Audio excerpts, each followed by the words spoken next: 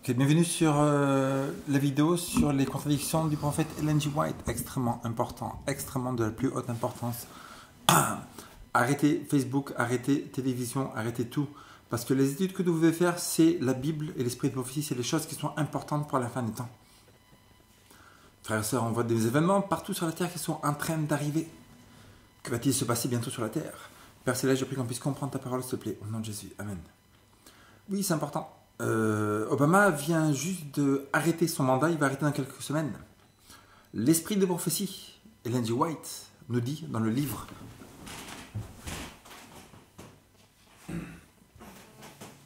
La tragédie des siècles, le chapitre s'appelle Les visées de la papauté.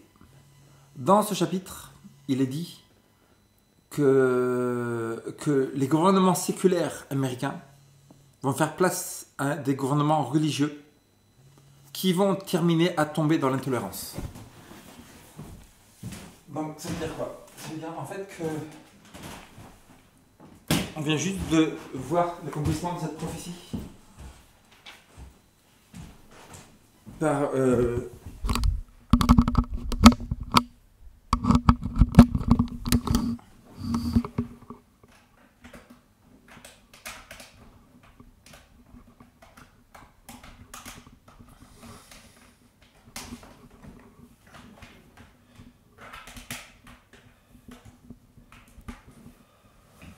le fait en fait que ok, comme vous voyez là, Trump vient d'être élu président américain. Il y a beaucoup de gens qui disent que c'est une bonne chose. C'est une bonne chose que Trump soit élu aux USA. En France, pratiquement tout le monde ils disent c'est nul, Trump. Regarde-le, c'est un rigolo. Le monsieur il est rigolo. Il fait des blagues, ah ah ah. Il n'est pas sérieux. Obama c'était quelqu'un de sérieux vraiment. Obama c'était quelqu'un qui de bien. Obama c'était quelqu'un de correct. De politiquement correct. Politiquement correct. Le monde a besoin, frères et sœurs, de gens qui sont politiquement corrects, qui ont une apparence de sérieux. Même s'il n'est pas sérieux dedans, au moins on est relaxé, on est tranquillisé de savoir qu'à l'extérieur, au moins il est sérieux à l'extérieur. N'est-ce pas? Il a un costard cravate tout le temps. Obama, il parlait correctement, messieurs, dames, non? C'est quelqu'un de sérieux. Il dit oui à l'homosexualité, sérieux. Il dit oui à la drogue, sérieux. En fait, depuis l'administration d'Obama, les États-Unis sont en banqueroute. Il y a des villes entières, et vous ne le savez pas. Donc, je vous conseille d'aller voir sur YouTube, vous allez voir Saint Louis Bankruptcy. Vous mettez ces vidéos, et vous voir qu'il y a des gens qui roulent dans toutes les rues pour montrer aux gens ce qui se passe. Parce que dans la télévision, vous ne le saurez jamais, ça.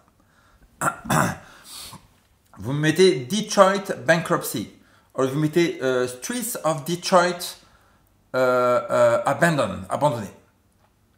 Il y a des usines entières de millions de dollars qui sont totalement abandonnées. Les vitres sont cassées. Et des rues après des rues après des rues totalement abandonnées.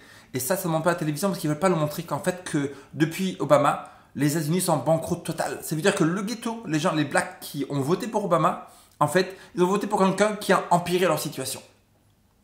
Obama, il a empiré la situation des blacks. Obama, il a fait qu'il y ait encore plus de violence dans les banlieues, moins de jobs, moins de travail, encore plus difficile de payer son loyer depuis Obama. Alors c'est la personne qui supposément aurait dû aider les États-Unis. C'est les blacks, c'est impressionnant. Donc c'est possible que ce soit comme le dit Walter Veith. Vous allez voir les vidéos de Walter Veith, V-E-I-T-H, Amazing Discoveries. Walter Veith il nous dit en fait que c'est une dixonomie. Dixonomie, ça veut dire que les gouvernements depuis longtemps, ils font en sorte qu'il y ait quelque chose de tellement mal qui arrive que l'autre groupe il va dire on en a marre de ça, ils vont aller à fond dans l'autre côté. C'est-à-dire que toujours il y a la gauche et la droite, les républicains, démocrates, etc. Donc la plupart du temps c'est que des blagues. Les gens ils se connaissent, ils sont amis entre eux, ils vont faire des dîners ensemble, etc.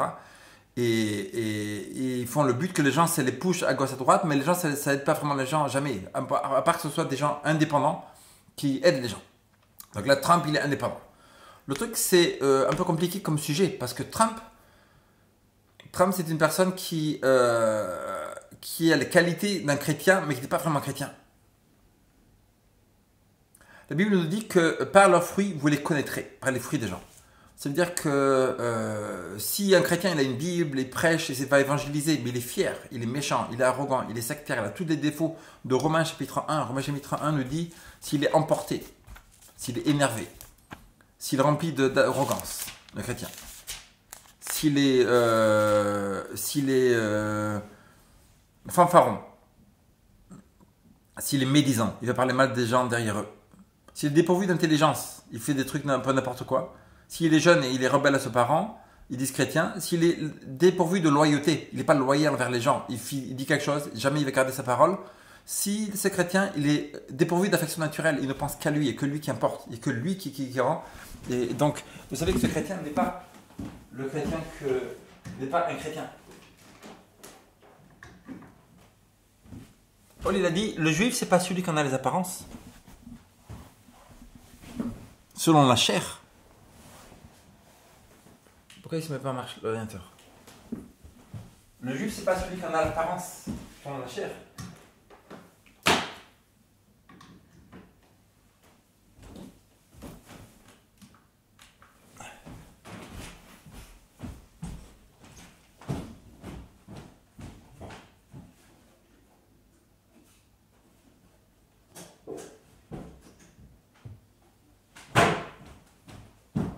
Il n'y avait plus de corps. Le juif, c'est pas celui qui en a l'apparence selon la chair. Le juif, c'est le vrai juif qui a les fruits. Le chrétien, c'est pareil. Donc, ce qui est compliqué là avec Donald Trump, c'est ça. Là, en fait, j'allais faire une vidéo sur les contradictions d'Ellen G. White, mais Dieu vient de me dire fais une vidéo sur Trump. Donc, je ne sais pas du tout ce que je veux dire. Donc, voilà. Donc, le truc, c'est que les qualités d'un chrétien, la plupart des gens dans le monde, ils sont tellement pris dans des mensonges qu'ils croient que toi, tu es chrétien comme les musulmans. Les musulmans, ils vont dire, vous les chrétiens, ils vont mettre les catholiques, ils vont mettre les jésuites dedans, ils vont mettre toutes les corruptions des chrétiens. Ils disent, regarde, les chrétiens, ils font ça parce que vous êtes chrétiens. Les musulmans, ils croient que nous, les chrétiens, on est un groupe uni. Et catholiques, protestants, pentecôtistes, témoins de Jéhovah, on est un groupe, on est ensemble, etc.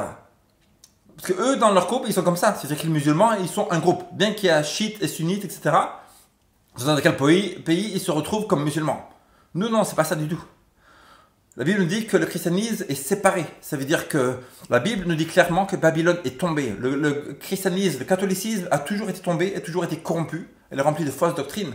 Donc la Bible elle-même, Jésus-Christ qui a créé la Bible, il ne reconnaît pas le catholicisme comme un groupe chrétien. Dieu maintenant ne reconnaît pas ces églises qui sont tombées, le protestantisme, comme chrétiens lui appartenant. Parce que c'est un mélange de satanisme, un mélange de christianisme, c'est très dangereux. Ça veut dire que, en fait, c'est le pire, les organisations les plus dangereuses, les plus violentes de la terre, c'est l'église catholique. C'est elle qui a tué des 50 millions de gens, c'est pas des rigolos. Parce que par l'apparence de piété, ils vont croire qu'ils sont chrétiens, et là, ils peuvent faire du mal aux gens. Disons que vous avez un tueur ou un voleur de banlieue comme ça, il arrive, il s'habille en policier. Il fait croire aux gens, il rentre dans les trucs de police, il croit qu'il fait policier, etc. Est-ce qu'il peut faire du mal? Il peut faire beaucoup de mal parce qu'il a une apparence de piété. La Bible nous dit, Jésus nous dit dans Matthieu 24, faites attention aux faux prophètes. Ils viennent avec des apparences de bergers, de humbles, doux, etc. Mais à l'intérieur, c'est des loups rapaces, loups voraces. Faites pas attention aux apparences. Le monde, il est tellement fou qu'il va croire que quelqu'un qui a une Bible, il est chrétien. C'est n'importe quoi. Satan va arriver avec une Bible sur le bras aussi. Pourtant, c'est Satan. Est-ce que Satan devient chrétien juste parce qu'il a une Bible sur le bras? Non. Pourquoi? Parce que son caractère à lui n'est pas chrétien. C'est-à-dire que ce qui fait une personne chrétienne, c'est ressembler à Jésus. C'est tout. C'est pas la profession de ce que la personne dit, c'est ressembler à Jésus. Donald Trump, donc, il a les qualités d'un chrétien. C'est-à-dire qu'il est humble, il est serviteur. Quand il a gagné, il est descendu du pulpit, il a commencé à servir les gens, a commencé à dire bonjour aux gens, etc. Ça, les autres présidents ne l'ont pas fait. Plusieurs des employés hispaniques, latinos, les gens ils disent il est raciste.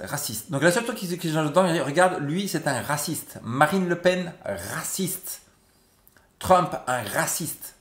Pourtant, il y a des vidéos des employés de Trump qui sont latinos, parce que Trump, moi j'ai habité en Floride pendant 20 ans, et à West Palm Beach, vous habitez, en fait, il y a des tours de Trump, de Trump Towers. Vous allez à Miami, il y a des grands golfs de Trump. Dans les vidéos, les jeunes filles qui ont travaillé avec Trump pendant des années, elles ont dit qu'il était super sympa. Tout le matin, il disait bonjour, comment ça va, etc. Il les aidait. Trump, je me souviens il y a quelques années, parce que quand j'habitais aux États-Unis aussi, j'allais dans les libraries, c'est-à-dire dans les bibliothèques, et on peut prendre des livres en audio. Donc il y a plein de livres audio pour aider les gens à s'en sortir, à devenir riches, etc., à prospérer dans la vie. Et Trump, c'était quelqu'un qui donnait des fois $100 de pourboire aux taxistes. Donc c'est pas quelqu'un d'égoïste, etc. C'est-à-dire qu'il est là pour aider et partager. C'est pas quelqu'un de parfait, parce qu'il n'y a personne de parfait sur la Terre. Une grande qualité que pratiquement personne n'a, c'est reconnaître ses fautes. Ça, c'est une qualité d'un chrétien.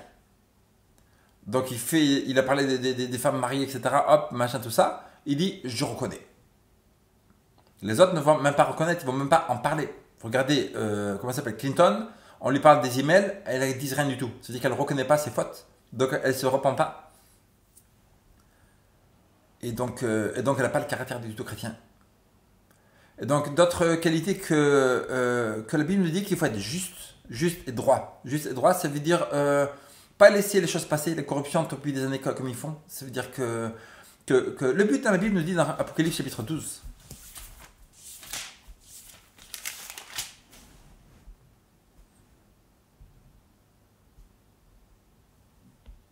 Verset 16. Et la terre secourut la femme. Et la terre ouvrit sa bouche et engloutit le fleuve que le dragon avait lancé de sa bouche. La terre, c'est un endroit où il y a peu de gens. Parce que dans Apocalypse 13, ça nous dit « Je vis monter de la mer une bête ».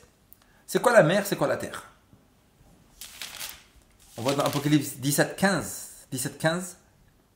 Les eaux que tu as vues, sur lesquelles la prostituée est assise, ce sont des peuples, des foules, des nations et des langues. Donc la Bible nous dit que là où il y a des fleuves, où le symbole, parce que les livres d'Apocalypse et Daniel sont remplis de symboles. Donc les fleuves, les eaux, etc., c'est où la prostituée est assise, ce sont des peuples, des foules, des nations, des langues. Autant de gens, quel était l'endroit au monde où il y avait beaucoup de gens? C'était l'Europe. C'est-à-dire que chapitre 13, verset 1, se dit « Je vis une bête monter de la mer ». Là où il y a beaucoup de gens, c'est en Europe. Mais quand ça parle de la terre, ça veut dire que l'Église de Dieu, elle était persécutée pendant 1260 ans. Dieu nous dit que vers la fin des 1260 ans, la terre secourut la femme, l'Église, et la terre ouvrit sa bouche et engloutit le fleuve que le dragon avait lancé de sa bouche. Le dragon, c'est Satan. L'Église catholique, Satan dirigeait l'Église catholique. Les prélats catholiques, le pape catholique, les dirigeants catholiques pendant tout le Moyen-Âge, c'était des serviteurs de Satan.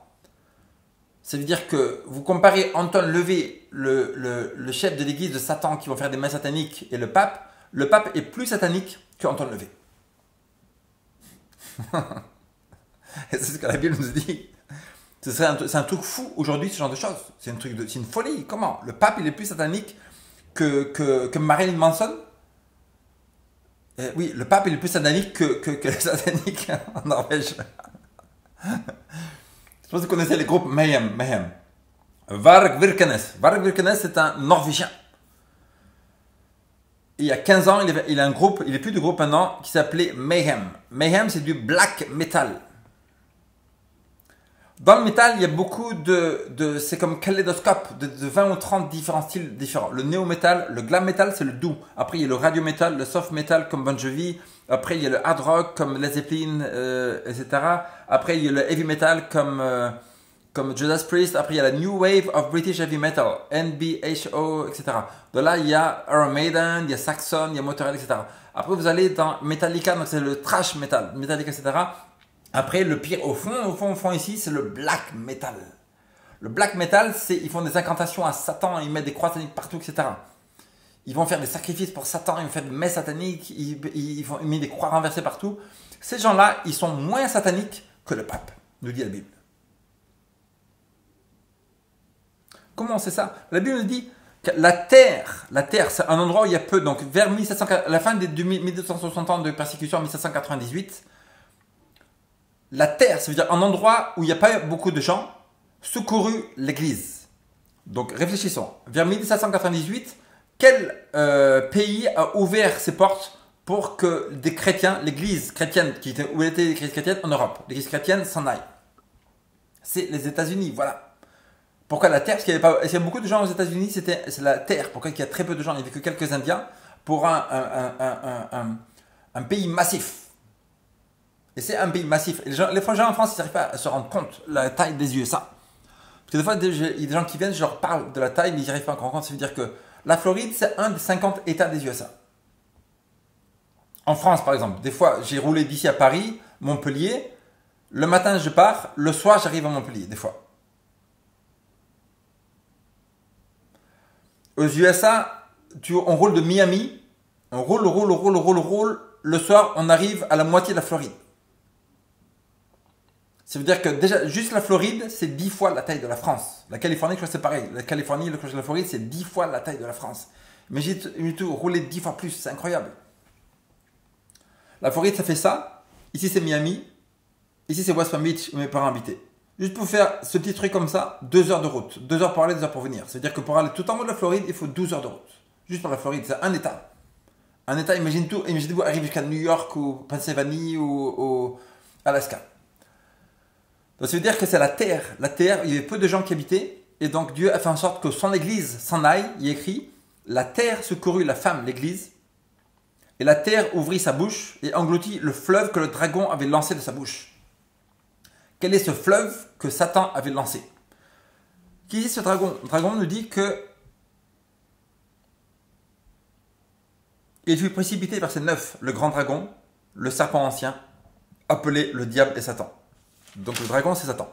Mais comment Satan, est-ce que Satan a persécuté l'église, les protestants au Moyen-Âge? Parce qu'on n'a déjà pas vu Satan qui persécutait les protestants. Ah, c'est par le biais de l'église catholique, c'est pour ça. Donc le catholicisme est totalement l'organisation la plus satanique qui existe sur la terre. Plus que n'importe quelle organisation. Plus que les satanismes, plus que tout autre, que le paganisme, etc. Même si vous allez en Inde. Vous allez en Inde, il y a du bruit partout, c'est une confusion. Et Babylone, ça s'appelle de la confusion. C'est rempli de confusion. Parce qu'en France, il y a beaucoup de satanisme, ça veut dire que les gens sont remplis de démons partout ici. Déjà, la prophète de mon église nous dit que les gens qui fument des cigarettes ont un démon. Imaginez-vous. Le nombre de gens qui fument des démons, qui ont des démons en France. Vous allez aux USA, il y a beaucoup moins de gens qui fument qu'ici.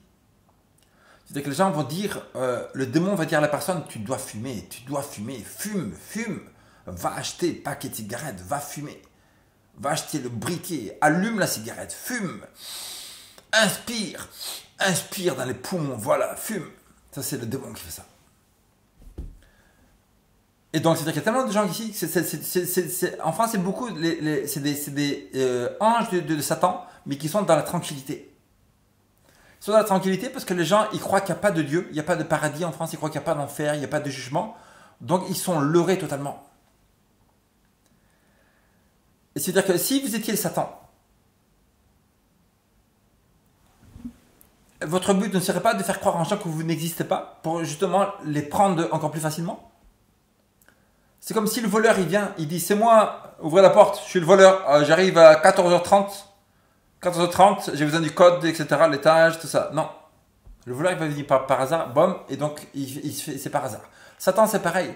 Satan, il ne peut pas beaucoup aux USA. Il ne peut pas au Honduras, Mexique, Chili, Argentine, Brésil, Panama, Pérou, tous les pays d'Amérique Sud, Amérique centrale, Amérique du Nord, etc., pratiquement en Afrique, il ne peut pas là-bas. Parce que les gens, ils savent que le Satan existe.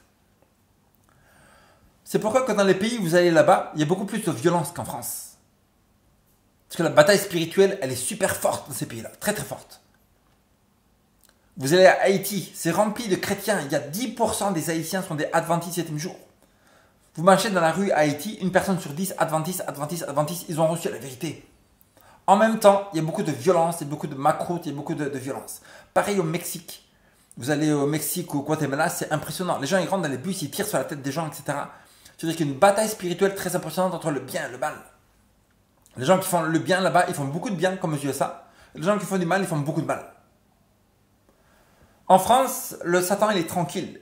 Il est totalement tranquille. Satan, c'est pas quelqu'un qui est avec une fourche, avec des cornes, etc. Satan, c'est quelqu'un de très distingué. Satan, il a un costard cravate. Satan, il est sur le bord de la Seine, dans une chaise très confortable en train de fumer un cigare sur le bord de la Seine. Satan n'a aucun souci à se faire pour Paris et pour la France, car le pays lui appartient. Comme beaucoup de pays au monde, mais la France particulièrement appartient à Satan. Pourquoi? Parce que la France est le seul pays au monde qui a fait une loi à l'Assemblée nationale, là où Louis XVI est mort, a été décapité, où Louis XVI a demandé pardon à toute la France, il a demandé à Dieu. Le dernier roi qui croyait en Dieu, Louis XVI, avant de mourir, avant d'être décapité, il a prié, il a demandé au Père Céleste que ce sang-là ne tombe pas sur les Français.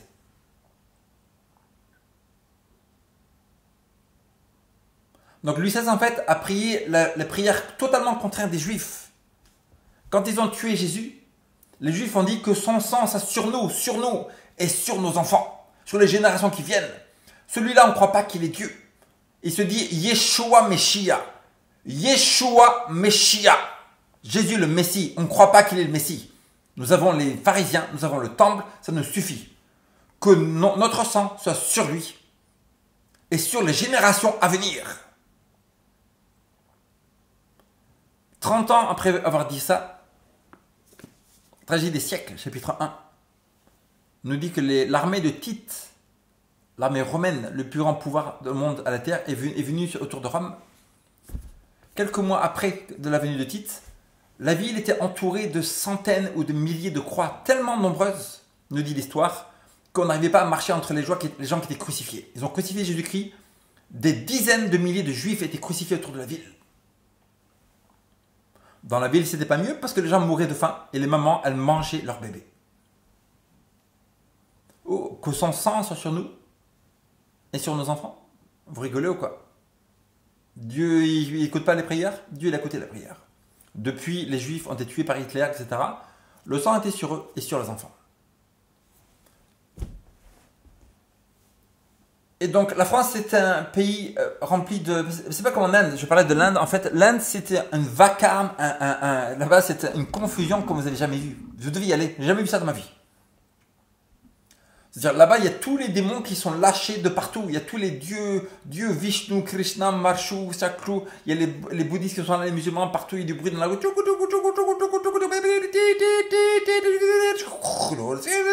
la journée, c'est comme ça. Du matin au soir, c'est... Il y a du bruit partout. C'est une confusion incroyable. Et en Inde, plus il y a de confusion, plus les gens sont contents. Donc, ils sont dans la confusion. C'est des esprits de démons qui font la confusion. Parce qu'il y a écrit dans la Bible que Dieu n'est pas un Dieu de confusion. Il est un Dieu d'ordre, de calme, de tranquillité et de netteté, propreté. Donc ça nous dit que le diable se manifeste de différentes manières. En France, le diable se manifeste par l'adoration du moi. En France, l'esprit des personnes ont été malaxés par les philosophes. Mais l'apôtre Paul nous dit à Timothée, fais attention à la philosophie. Fais attention à la philosophie, car beaucoup qui ont pris attention à ces livres de philosophie se sont détournés de la foi. L'esprit de prophétie nous dit que quand Satan parle ou quand les philosophes parlent, ce n'est pas que des mensonges. Il y a des choses impressionnantes qui sont dites. Pourquoi? Parce que Satan inspire à Descartes. Satan, il inspire à Voltaire. Satan, il inspire à Rousseau. Satan, il inspire à toutes ces personnes-là des vérités du trône du ciel. Parce que Satan a vécu devant Dieu pendant longtemps, peut-être des milliers d'années, des millions d'années, on ne sait pas. Devant Dieu, devant le trône, il servit. Et c'est le Lucifer, le porteur de lumière à Dieu. Le porteur de lumière. Et ce porteur de lumière, il a dit, moi je porte la lumière, je dirige sur tous les milliards d'anges, etc. Pourquoi je ne deviendrai pas Dieu un jour, moi? Ne suis-je pas grand? Ne suis-je pas adoré par tout le monde, par tous les anges? Regarde-le celui-là, ce Jésus. Tous les anges se prosternent à lui. Et quand le Père a une réunion, un meeting avec Jésus, je n'ai pas le droit d'y rentrer. Je n'ai pas le droit d'y rentrer. Je sais ce que je vais faire. Je vais dire à tous les anges, suivez-moi. Ce Père-là, ce Dieu, il vous empêche de mentir, il vous empêche de voler, il vous empêche de tuer, il vous empêche de convoiter. Parce que c'est un tyran. Il se dit bon, il n'est pas bon.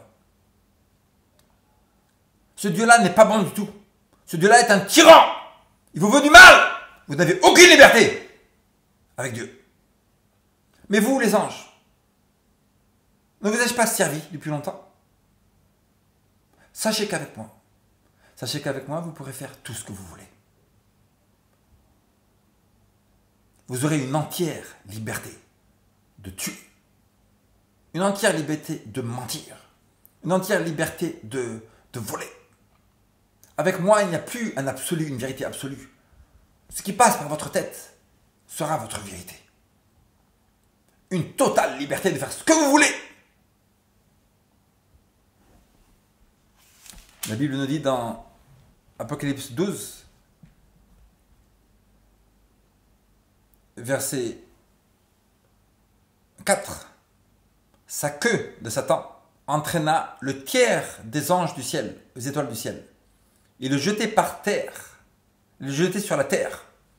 Satan, le dragon, se tint devant la femme qui allait enfanter Jésus, afin de dévorer son enfant lorsqu'il aurait enfanté. Hérode il a dit, tuez tous les enfants de moins de 2 ans, car j'ai entendu dire qu'un roi allait arriver, et je ne suis que le seul roi, Hérode. Je n'ai pas besoin de notre roi. Donc, mais Satan écrit, la queue de Satan a entraîné un tiers des anges du ciel. En sachant que tous les humains sur la terre ont un ange qui les protège. Il y a 7 milliards de personnes. Ça veut dire qu'il y a au moins 3 fois 7 milliards d'anges. Imaginez-vous. Il y a au moins 21 milliards d'anges. Il y en a beaucoup plus, je suis sûr. Mais la guerre est sur la terre. Donc chaque pays a ses défauts, a ses péchés. N'est-ce pas? Les USA, c'est un pays qui nous dit, Apocalypse 13, verset 11. Puis je vis monter de la terre une autre bête qui avait 2 cornes semblables à celles d'un agneau, mais qui parlait comme un dragon. Les USA donc sortent de la terre, comme le diable, à travers le pape et l'église catholique, a persécuté, tué, inquisition. Dieu il a ouvert la terre, ils sont partis en bateau dans ce pays que personne ne connaissait pratiquement. En fait, Napoléon, c'était le roi de la terre à ce moment-là, quand les USA ont commencé. La France croyait en Dieu à ce moment-là, donc Dieu a glorifié la France, un des plus grands pays, pour sa foi en Dieu. Même si c'était du catholicisme. Mais Napoléon, il n'a pas été intelligent parce qu'il a dit qu'en fait que les USA c'est un morceau de terre sans valeur. Donc en fait ça s'appelle la Louisiana Purchase. Et Napoléon, tout ce qui est la Louisiane, le Texas, une grande partie des USA, Napoléon il a pratiquement donné gratuitement. C'était dans la providence de Dieu. Parce qu'il savait que les chrétiens qui sont la petite église de Leiden. Leiden c'est en Hollande. Et le Mayflower, il est parti de Hollande. Ça veut dire que les Américains sont en fait des Hollandais, des Allemands, etc., des Français. Les Français huguenots sont allés en Caroline du Sud. Des fois, vous allez aux USA, vous êtes dans les églises, etc. J'ai rencontré des gens qui disent, oui, mes grands-pères, ils étaient huguenots, mes grands-parents, etc. Parce que beaucoup de chrétiens qui sont partis là-bas. Pratiquement tous. Et donc, je vis monter de la terre une autre bête qui avait 2 cornes, semblable qu'un agneau. Liberté religieuse, liberté civile. Liberté civile que les USA ne contraindront jamais une personne à croire un Dieu que le gouvernement lui dit de faire. C'est ça le truc qui est... c'est une inspiration divine, cela. Parce qu'en fait, en Europe, les gens, ils devaient être catholiques. S'ils ne le disaient pas, ils étaient tués, ils avaient des persécutions. Donc les USA, c'était un des premiers pays qui dit... Vous venez là, vous adorez tout ce que vous voulez. Vous adorez le siège, vous adorez vos chaussures, vous adorez un livre. Vous avez le droit de faire une adoration du livre tous les jours. Vous êtes une totale liberté d'adorer ce que vous voulez. Vous voulez adorer Satan, vous adorez Satan. Une totale liberté de tout ce que vous voulez. La liberté religieuse. Personne ne va enforcer une liberté comme dans les pays d'islam, par exemple. En islam, des pays d'islam, vous n'êtes pas musulman, vous avez de sérieux problèmes. Au Moyen-Âge, les gens qui n'étaient pas catholiques, ils ont eu de sérieux problèmes. 50 millions sont morts parce qu'ils n'étaient pas catholiques. Parce qu'ils voulaient adorer une autre chose. Donc pour la première fois, ce pays arrive, il dit maintenant vous êtes là-bas, vous faites ce que vous voulez, vous êtes une liberté totale d'adorer Dieu par rapport à votre conscience. Donc c'est l'esprit de Jésus-Christ qui a commencé. L'Église était pure, comme le premier siècle. Au premier siècle, l'Église apostolique était totalement pure. Il y a les 12 apôtres qui ont prêché la parole dans le monde entier, nous dit l'apôtre Paul. Sans Internet, sans radio, sans rien du tout. L'évangile était prêché dans le monde entier à l'époque de Paul. Mais il y a écrit ici, 2 cornes semblables à un agneau, mais qui parlaient comme un dragon. Ça veut dire que c'est un pays qui paraît comme Jésus-Christ, mais à la fin de son existence, peut-être maintenant, il va parler comme Satan. On a vu Satan, il a fait quoi? Il forçait les gens à adorer, forçait les consciences des gens. Ça veut dire, ou tu deviens catholique, ou tu meurs. En islam, ou tu deviens musulman, ou tu meurs. Ou alors tu payes la shira, je sais pas comment on appelle ça. Donc voilà, le truc c'est ça. Donc Trump, on retourne à Trump maintenant. Donc Trump, je trouve moi qu'il a les qualités d'un chrétien plus qu'un chrétien. Il est humble, il est travailleur, super travailleur. Tout ce qu'il a réussi, c'est par lui. Quand il a commencé, quelqu'un lui a dit, tiens, je te donne $1 million. $1 million, qu'est-ce que tu vas faire avec ces $1 millions? Est-ce que vous savez que 90%, je crois 95% des gens qui gagnent au loto, au bout de 5 ans, ils n'ont plus rien du tout? C'est-à-dire que les gens n'ont aucune idée de comment gérer leur argent. Quelqu'un gagne au loto, vous allez sur YouTube, vous regardez une de commentaires. Il y a un mec à Montpellier qui gagne au loto 1 million d'euros, je ne sais pas combien. Il dit à sa fille, il est à Montpellier, tu veux une nouvelle voiture? Laquelle tu veux la voiture? Tu veux une nouvelle BMW bleue ou rouge? Ouais, je te la bleue, elle est bien, une BMW bleue là, comme ça, avec le diesel et tout ça. Ouais, le diesel, tu économises de l'essence et tout ça. 40 000 euros, je te le donne demain. C'est bon, on a gagné au loto, tout ça. Au Martin, la femme, tu veux faire, tu veux des nouveaux bijoux? Va chez Cartier, comme ça, tu achètes tout ce que tu veux. C'est bon, on a l'argent maintenant, on fait ce qu'on veut, on est tranquille, on est à l'aise quoi.